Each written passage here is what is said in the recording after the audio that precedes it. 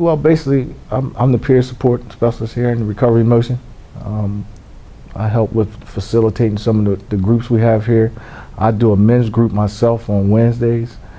I do one-on-one counseling, peer support with with individuals from the county. As a matter of fact, this morning we do an outreach with Kent County Detention Center.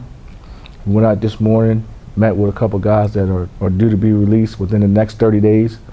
Let them know what services we have here, and help them try to be successful and not returning back to that facility or even a higher level of security. So I help with job applications. We do some mock interviews here. We do funding and transportation to and from recovery houses, appointments, doctor's appointments, mental health. We help set those appointments up, and just try to be of help of any way we can. Basically, what we say is, how can we help you be successful and not returning to a high level of care or security? And what I try to do is I show them, give them examples of what I went through and what I do on a daily basis to maintain my recovery. And it seems to be working. I myself, at an early age, I took my first introduction to any substance or anything was alcohol, which for me, I was very young.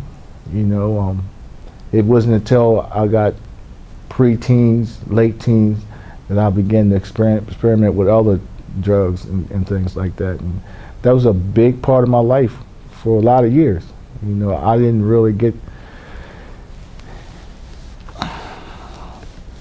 really wrap my mind around the whole thought of living a life free of alcohol and drugs until I was like 37. I just turned 40 in February. So it was a big part of my life was riddled with everything that comes along with living that lifestyle. The jails, the institutions, including a stay in the trauma ward down Salisbury at Peninsula Regional Medical Center for a week after a car accident, so I've been through it. Long haul. Long haul. It was kind of gradual, but I think fear played a big part in that. I was faced with the consequence of maybe returning back to incarceration or changing my life because that was the right thing to do. That's when I really decided that it was something for me to do. Normal people don't have to face that choice.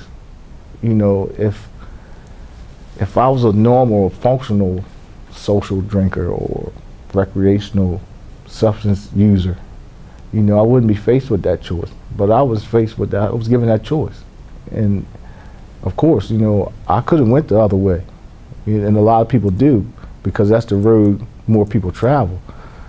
And I just kind of made a decision that maybe I should try the road less traveled, and follow some suggestions and do some things that I didn't want to do. I was in inpatient, and they bring meetings in through the week, and the guy came in, younger guy, and he asked one simple question, and the question was, what are you trying to do with your time here? Are you just trying to be compliant with the reason why you're here? Meaning, are you trying to get out of going to jail, get the wife back, save the job, or are you trying to change your life and find a new way to live? And I had to think about that. And I was like, wow, I really do need to change. I have kids I have to take care of. I have a family, that depends on me. I need to do something different. I'm not trying to spend I'm not trying to spend the rest of my life in incarceration. I'm not trying to spend the rest of my life chasing a bag or a bottle. I want the rest of my life to stand for something. And that's really when things begin to change. That's when I started to listen, to pay attention, and take some advice, and dig a little deeper into what was going on inside of me that kept me, running back to those substances. It's funny because I've been thinking about that. I think about that all the time because I didn't see myself in this role. All I knew is that once I got started down the path to recovery, I knew I wanted to continue to stay sober. But to be honest with you, to answer that question, a friend of mine told me that there was an opening up here, and maybe I should come up here and apply for it. Maybe a year or so later, maybe about a year or so, came open in the care coordination office. They needed a peer support person in there, and I applied for the job, and I came up and went through the interview process, and here I am. It's a big part of my recovery. It is. What I do today is a very big part of my recovery. I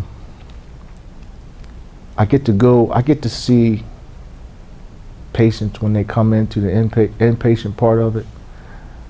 I get to see them at their first day, and then I get to see them like halfway through, and then when they leave, when they're discharged, and I get to see the difference.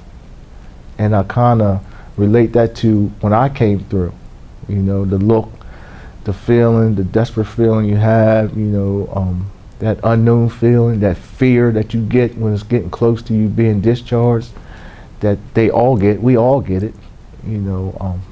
I get to see that. But in the meantime, along the way, they also get to see somebody who's been exactly where they are, living a different life today. And that plays a big part in my recovery. Yeah. You know, just reading and talking with other recovering addicts and alcoholics, you always learn something new. There's always a new perspective, a new way of looking at something in recovery. And the good thing about it is that there's nothing wrong with me admitting that I don't know it all about recovery, because I don't. You know, I still ask questions. And that's what keeps it fresh for me a lot, you know. And I'm thankful for that. And, you know, I've tried, if nothing else, I remain humble when it comes to my recovery, because I know I'm one bad decision away from being on the other side, that it is possible. It's possible to live a life free of drugs and alcohol. You know, all you got to do is just take the first step and want it, and admit that you need some help, and follow through. It's not going to be easy at first. Just because we get clean does not mean that life in the world we live in become perfect. But we just learn different ways of living in it and dealing with life, with the things that life have to offer.